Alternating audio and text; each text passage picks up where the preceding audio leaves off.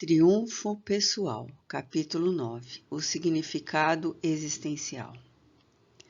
A visão hedonista sobre a existência humana tem levado multidões às alucinações do prazer, numa interpretação totalmente equivocada sobre a realidade do ser. A descoberta do significado da vida é de relevante magnitude, porque dá sentido à luta e aos desafios que surgem frequentemente, convidando o indivíduo ao avanço e ao crescimento interior. Esse sentido existencial é uma forma de religiosidade que deve possuir um alto significado motivador para que o indivíduo não desfaleça nos empreendimentos evolutivos. Não raro, acredita-se em significados meramente materiais, como os objetivos de toda atividade humana. Por certo, a conquista de valores imediatos produz estímulos internos, concitando ao prosseguimento dos esforços e à sua manutenção otimista. No entanto, serão aqueles subjetivos nem sempre identificados pela forma e característica do convencional que despertam e induzem ao prosseguimento de todos os sacrifícios. Há quem, de maneira pessimista, assinale que a vida humana é uma infrutuosa experiência, na qual a dor e as transformações perturbadoras desempenham papéis significativos. Outros creem que o tédio e o desfalecimento que tomam conta dos indivíduos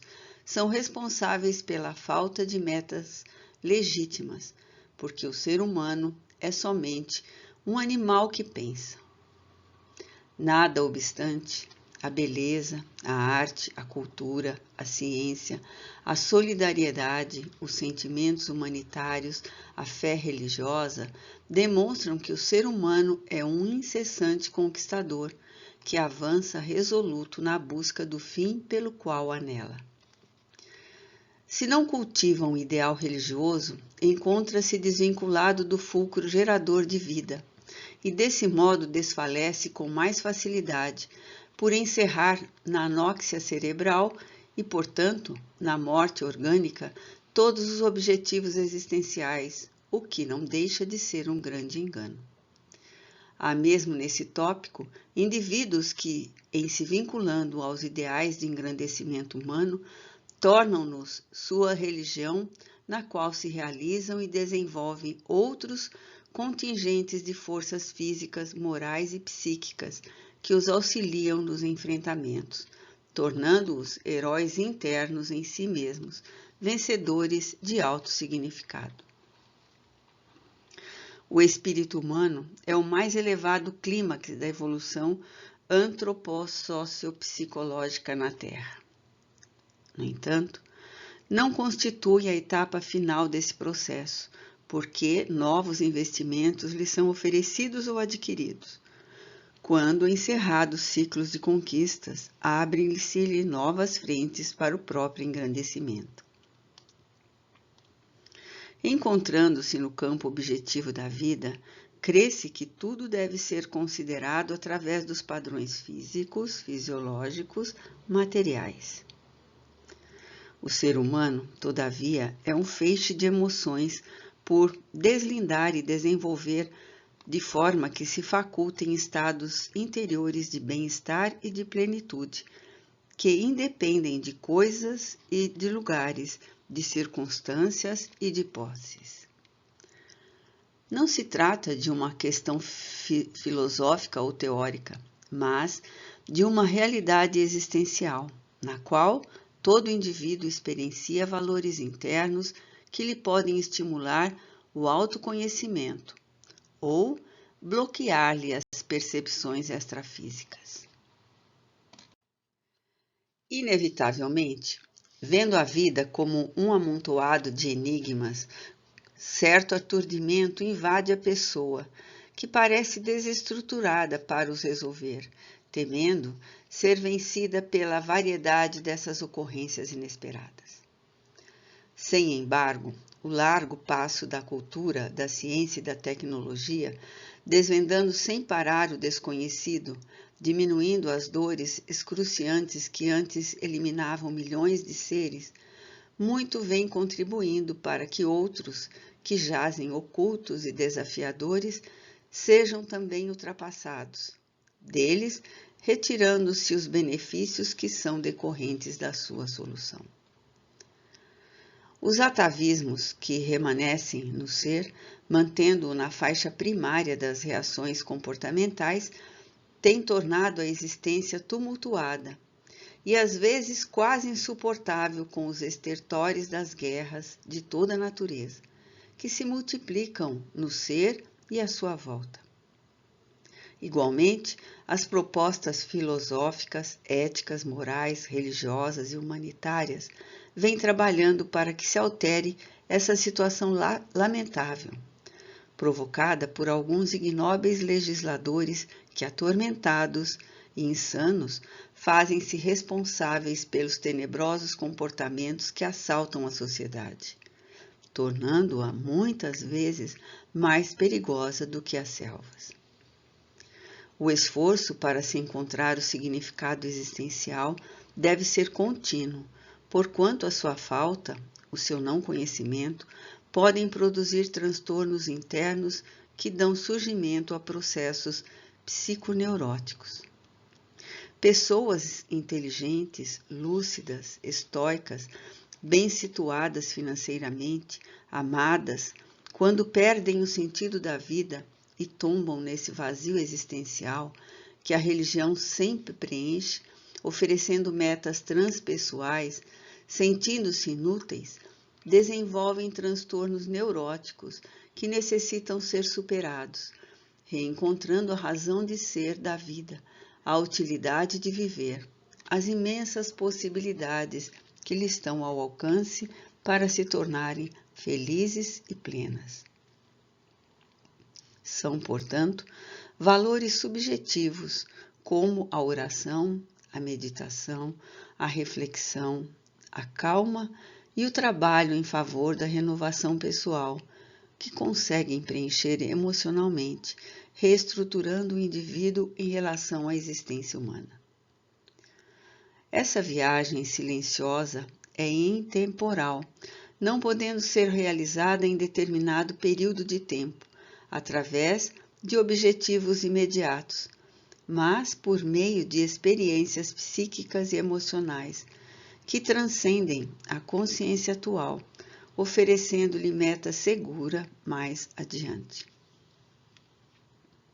A necessidade da religião ressalta pelo significado profundo de que se reveste, oferecendo a compreensão e equilíbrio após a vilegiatura carnal. Então, o significado existencial incorpora-se ao consciente atual e estimula as funções do pensamento, que passarão a trabalhar pela qualidade de vida, e não apenas pela conquista de coisas que poderiam pressupor a totalidade externa das aquisições. Ambições desmedidas. As imagens arquetípicas do prazer, que surgem e permanecem no imo de todo indivíduo, respondem pelo que se convencionou denominar a conquista dos valores objetivos. A educação hedonista, desde cedo, trabalha o aprendiz para que ele desenvolva a capacidade de não se deixar enganar, para os objetivos que lhe ofereçam recursos para triunfar no concerto social. As suas aspirações são direcionadas pelos pais e educadores, que estabelecem quais as atividades rendosas, os empreendimentos lucrativos, os mecanismos sociais para o poder e o destaque na comunidade, empurrando os educandos em formação para esse campeonato insensato. Não conhecendo o pretérito desses espíritos, violentam-lhes os objetivos do renascimento corporal, impondo-lhes, pela cultura e comportamento programado, a conquista daquilo que pode preencher as necessidades temporais e acalmar os desejos esfogueados. Concomitantemente, abrem-se-lhe na atualidade as portas da libido mediante a experiência sexual, antes da maturidade psicológica, produzindo conflitos vários que se lhe esculpem nos refolhos do ser, proporcionando transtorno e aflições. Vivenciando apenas a expressão física, esses educadores inábeis desenvolvem nos seus aprendizes, como necessidade preponderante, a valorização da ambição para atingir as metas sociais a qualquer preço, mesmo quando isso desenvolva a perturbação íntima e conflito de consciência. Creem que podem anular o discernimento, orientando para um único roteiro, que é o poder que os aturde ou que os infelicita quando conquistado, encerrando nessa fantasiosa proposta o sentido e o significado existenciais. Vinculados a essas ambições desmedidas, surgem os impositivos da moda, estabelecendo padrões de beleza física, mediante descabidos mecanismos que variam de época para época, conforme a perda do sentido da vida e o tédio disso decorrente. Violentando a constituição orgânica do homem e da mulher, que pretendem competir com os mitos ancestrais na beleza, na aparência, na forma, e atingirem o pódio da perfeição estabelecida, surgem os ditadores da elegância impondo alguns dos seus conflitos e arrastando multidões imaturas para o seguirem em revoada que termina, quase sempre, em quedas desastrosas nos transtornos neuróticos, tais a anorexia, a bulimia, o desprezo por si mesmo, quando não conseguem atingir as medidas estabelecidas, caindo em sórdidos poços de depressão. Outros, sim, sob a desculpa de irrigar bem o organismo e estimular o coração, são apresentados programas exagerados de musculação e de ginástica, que terminam por levar jovens ambiciosos e desestruturados aos esportes radicais, com gravíssimos prejuízos psicológicos e orgânicos. O fenômeno biológico é irreversível, e todos aqueles que nascem morrem, abandonando a carcaça que lhes atendeu os compromissos durante o prazo para o qual foi programada. A alucinada ambição de manter a juventude mediante implantes, cirurgias, hormônios e métodos bizarros somente levam à inutilidade da vida, que perde o seu significado quando não é conseguido o objetivo banal, que se transforma em algoz impiedoso. Mas não cessa aí a luta daqueles que se entregam exclusivamente ao fenômeno passageiro. A competição que se teme em relação aos mais jovens, com melhores possibilidades de êxito, cada vez mais juvenis, sem qualquer sentido de discernimento e compreensão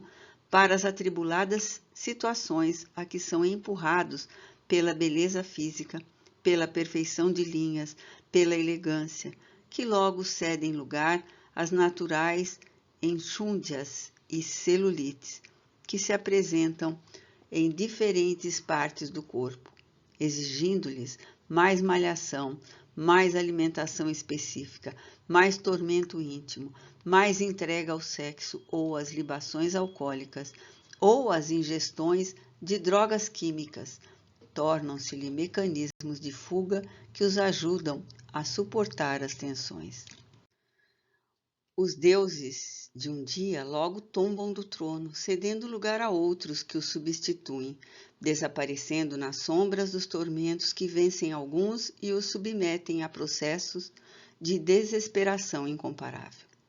Com a precipitação para que sejam amainadas as ambições desmedidas, a criança e o jovem odiernos dispõem cada vez de menos tempo para a imaginação criativa, para esse período enriquecedor, para os folguedos saudáveis, interrompidos pelas imagens da violência e do sexo em desalinho. Quando o self, nesta fase, desenvolve-se e amadurece, estabelecendo as diretrizes de segurança e equilíbrio para a própria existência. Da mesma forma, os esportes que celebrizaram os gregos, especialmente os atenienses, tornando-se profissionalizados, facultam que gangues e máfias administrem a maioria deles, transformando os desportistas vítimas das suas maquinações e perversidades, viciando uns para os aniquilar, utilizando-se de outros para lucros exorbitantes, marginalizando os competidores que não se lhes submeteram, destruindo o idealismo, a competitividade saudável que sempre existiram, para que as rendas sejam cada vez mais altas e os grupos dominadores mais poderosos. À semelhança dos antigos gladiadores, os indivíduos despersonalizam-se, vivendo sob os holofotes da ilusão, sem amor, mas sempre cercados de interesses servis, sem paz, no entanto, obrigados a parecerem modelos de conduta após alçados ao estágio mitológico. Entre aqueles que armazenam valores amoedados ao atingirem o topo, não lhes basta o volume incalculável de dinheiro que acumulam, mas é necessário tornar-se o homem mais rico do mundo, um dos 10 mais, o melhor investidor na bolsa. Enquanto isso, o ser humano permanece em plano secundário, valendo enquanto domina e abandonado assim que começa a descida nas requisições para as movimentadas festas sociais, substituídos por outros não menos ambiciosos e neuróticos. Sem dúvida, alguns indivíduos que não perderam o sentido da vida, embora mantendo as ambições desmedidas, olharam para trás ou para baixo, como se convencionou dizer, e reservam algumas das suas moedas para as obras humanitárias e benemerência, com as quais, isso sim, imortalizam-se no mundo. Outros que se destacam na mídia, devoradora e perversa, recordando-se das suas dificuldades iniciais, quando lúcidos e ainda não intoxicados pelos vapores da alucinação momentânea do êxito, apresentam-se em espetáculos beneficentes para atraírem público, revertendo as dádivas da sua imagem para auxiliar obras meritórias e vidas em sobro. Uma identificação religiosa do indivíduo trabalhará em favor da mudança das ambições desmedidas para a conquista do necessário, daquilo que produz poder e prazer, mas que não se transforma em gozo neurotizante de funestas consequências. O ser humano deve aprender a ser feliz conforme as circunstâncias, introjetando e vivendo a compreensão da sua transitoriedade física e da sua eternidade espiritual. Na juventude, a visão, não poucas vezes, distorcida pela imaturidade psicológica, pelo deslumbramento e pujança dos hormônios, o sentido da vida apresenta-se sob um aspecto que não corresponde à realidade. Só mais tarde, quando a maturidade e a velhice dominam as estruturas emocionais e orgânicas, é que se adquire o conhecimento real do sentido existencial. Será maravilhoso o dia quando se possa difundir o significado da vida e estimular os começantes nas experiências humanas a descobrir, cada qual conforme suas emoções, o que lhe será de melhor e de mais compensador proveito. Assim, serão evitadas muitas manifestações neuróticas, especialmente as que decorrem do vazio existencial ou da frustração pelas não conseguidas ambições desmedidas que não têm fim. Aflições da posse e da não posse. Envolvida pela filosofia da posse, a criatura humana pensa que o significado existencial seja esta conquista. Assim, acreditando, pensadores variados, desde remotas épocas da civilização ocidental, estabeleceram critérios para a sobrevivência feliz do ser, no báratro das incertezas terrestres. propuseram que a finalidade da vida, o seu sentido existencial, é o gozo e somente através da posse de recursos amoedados e outros se torna possível atender à exigência, porque aquele que tem pode e quando pode adquire o que lhe apraz, o de que necessita, condição essencial para ser feliz. No jogo dos interesses sociais, no entanto, pode-se perceber que nem sempre a posse é responsável pelo significado que conduz à felicidade, porque não poucos, aquinhoados, apegam-se de tal forma aos bens que pensam possuir que terminam sendo por eles possuídos em tormentosos dramas emocionais. Receiam os acontecimentos internacionais, que alteram a escala de valores das moedas e dos empreendimentos, dos juros e câmbios, o que lhe produz ansiedade incontrolada pela ameaça de perderem altas somas das variações da bolsa, na qual investem expressivas somas que os fazem ricos e inquietos. Passam a esquecer a própria identidade, acreditando que não são capazes de gerar simpatia e amor, companheirismo e afetividade, porque aqueles que se lhe acercam talvez estejam interessados nas suas posses mais do que nos seus sentimentos. Quando isso não ocorre, o inverso se manifesta, gerando a crença absurda de poderem comprar fidelidade, carinho, saúde e paz. Certamente, em determinados momentos, as moedas auxiliam na aquisição de recursos outros que propiciam segurança, equilíbrio orgânico, acompanhamento. No entanto, iludem-se na maioria das vezes aqueles que se aferram às posses, porque os seus nomes célebres e os seus tesouros atraem aventureiros de todo porte que desejam ser vistos ao seu lado, que planejam conúbios sexuais para os explorarem depois. Enquanto se entregam esses usufrutuários e outros enganadores que os dilapidam e os abandonam após o uso. São tais paradoxos humanos que produzem as vidas vazias, as vidas ressequidas, a falta de sentido existencial e de significado para lutar-se e crescer interiormente, descobrindo-se a real felicidade de viver. Se de um lado existem os escravos do que têm, enxameiam no mundo aqueles outros estranhos dependentes da não-posse, cujas vidas somente adquiriram qualquer significação se possuíssem. Quanto mais adquirem, mais esperam reunir, transferindo para o futuro as suas aspirações e vivendo do que falta, em tormentosa conjuntura neurótica. A verdadeira libertação da posse enseja também a da não-posse. O que não se tem, bem examinado, não faz falta, porque é possível viver com aquilo que está ao alcance, desde que se coloque a mente e o sentimento no padrão em que se encontra. Quem tem dinheiro e poder, às vezes sofre carência de saúde e de paz, ou de amor e de ternura, ou de liberdade, para fazer o que lhe interessa e não somente o que as circunstâncias lhe exigem.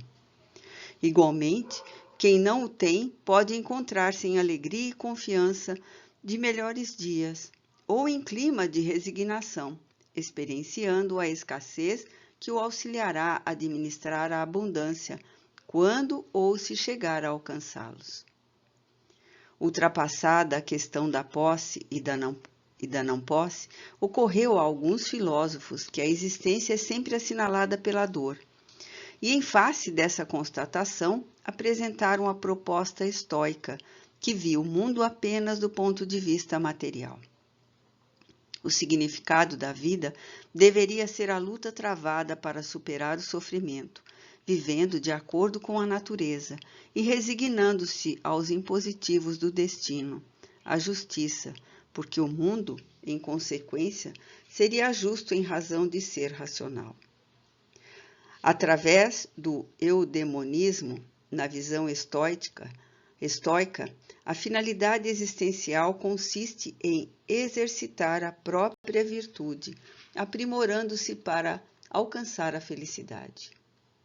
Embora a proposta eudemonista, os estoicos também se empenharam muito em favor de mudanças do conjunto, através de severas críticas sociais e políticas. Iniciado por Zenão de Cítio e desdobrado o estoicismo em diferentes fases do desenvolvimento da cultura e do tempo,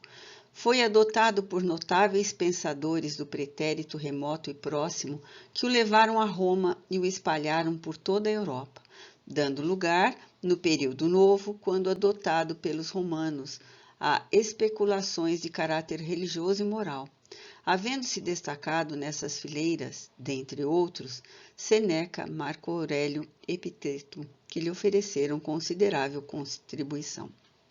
Assim mesmo, a atitude estoica não deve ser encarada com a meta de significado existencial, porque não raro, ao aceitarem-se as injunções do mundo material, surgem situações morais e emocionais que não podem ser controladas e que induzem ao desespero e ao desequilíbrio, tanto quanto o inverso é verdadeiro. A busca do significado prosseguiu, encontrou o idealismo, a primazia do mundo transcendente ou das ideias sobre o material orgânico e único.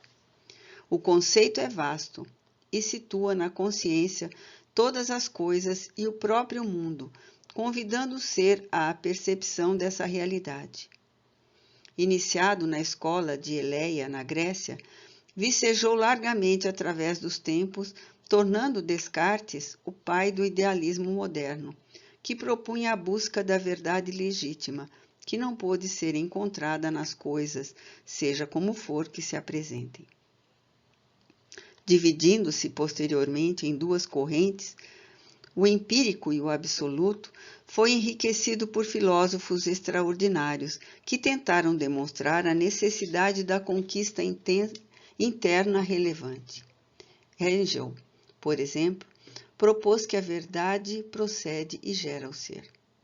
Nessa proposta, o pensamento de Platão ressurge quando demonstra que o ser é o real, sobrevivente e precedente ao não ser, elucidando que o espírito vem do mundo das ideias, ao qual retorna, assim estabelecendo conduta ético-moral expressiva e dedicação aos nobres objetivos existenciais. A busca psicológica do significado existencial deve revestir-se, portanto, de uma visão idealista do mundo, sem os excessos que desprezam os valores materiais, mas também sem o apego a esses, pensando-se em assegurar o futuro para onde se marcha. A saúde emocional e orgânica resulta, nessa tese, dos fatores que diluem a ansiedade e alteram as heranças do passado, oferecendo novos arquétipos que podem ser elaborados conforme as necessidades que surjam e as aspirações que o inconsciente pessoal libere, já que nele encontram-se armazenadas as propostas do progresso e da felicidade humana. Consciente das naturais limitações impostas pelo não-ser, que é o corpo, sempre em constantes alterações, o indivíduo dá-se conta que é necessário superar a clausura carnal e alcançar o self, concedendo-lhe primazia no comportamento, de forma que os conteúdos psíquicos identifiquem-se com o ego, harmonizando aspirações e anseios que devem marchar juntos. Alcançar o ser consciente, descobrindo os objetivos essenciais da existência, torna-se uma psicoterapia preventiva, trabalhada pelo autoconhecimento ou de natureza curadora, quando estejam em processo de instalação os desafios e conflitos que resultam da busca equivocada da posse ou da não posse, até então tidas como objetivo essencial do indivíduo. Encontro com o Self. O notável psiquiatra Carl J. Jung definiu o Self como a totalidade da psique consciente e inconsciente, acrescentando que essa totalidade transcende a nossa visão, porque, na medida em que o inconsciente existe, não é definível. Sua existência é um mero postulado e não se pode dizer absolutamente nada a respeito de seus possíveis conteúdos. Nada obstante a sua muito bem elaborada conceituação, se o considerarmos como o espírito imortal que precede a concepção e sobrevive à dissolução carnal, teremos nos depósitos profundos do seu envoltório semimaterial, que é o perispírito, o mero postulado que é o inconsciente pessoal, no qual estão arquivadas as experiências ancestrais resultantes de todas as reencarnações ao longo do processo evolutivo a que se encontra submetido. Esse arquétipo, imagem original ou imago Dei, que vige no ser humano e concede-lhe a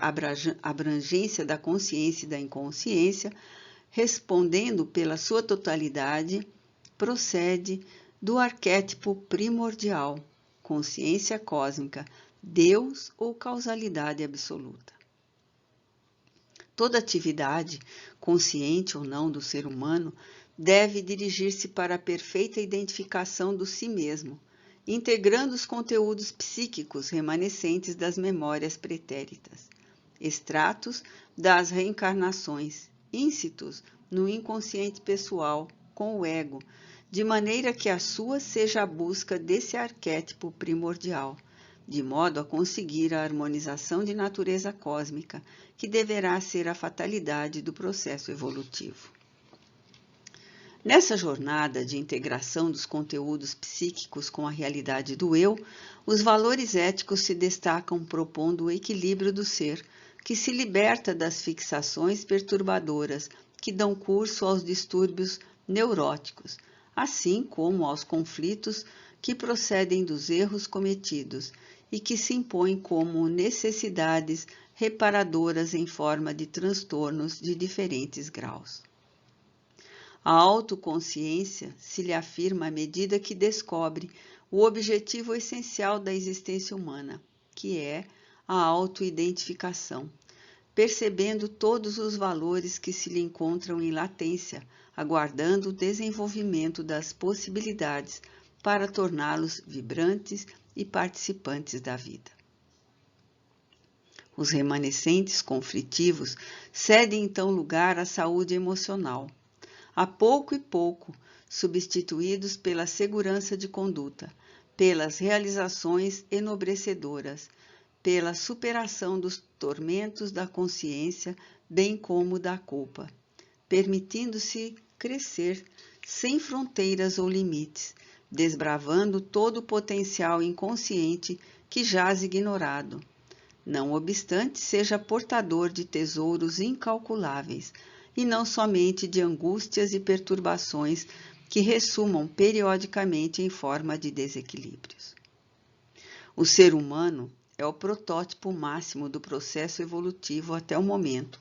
cabendo-lhe descortinar horizontes grandiosos e avançar com decisão para conquistá-los.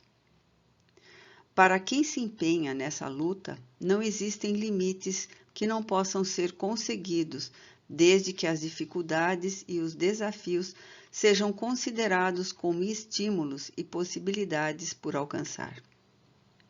O hábito da reflexão e o exame dos conteúdos espirituais que procedem das diferentes épocas do pensamento tornam-se valiosos contributos para a conscientização do self,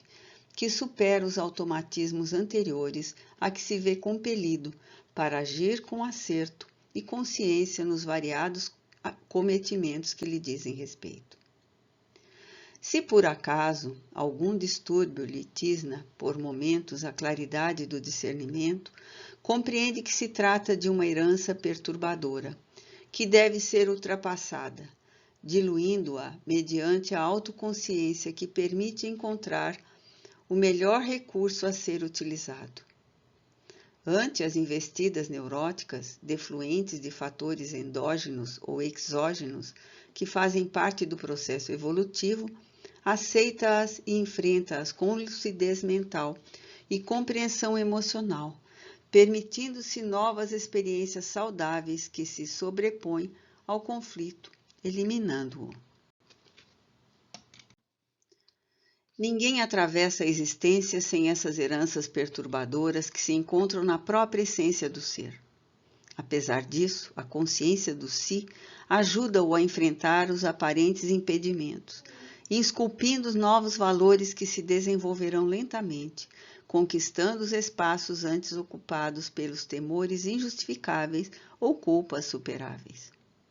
Fobias, ansiedades, amarguras, fixações torpes encontram-se no inconsciente pessoal, resultantes das experiências variadas que não foram eliminadas por catarses indispensáveis à sua eliminação.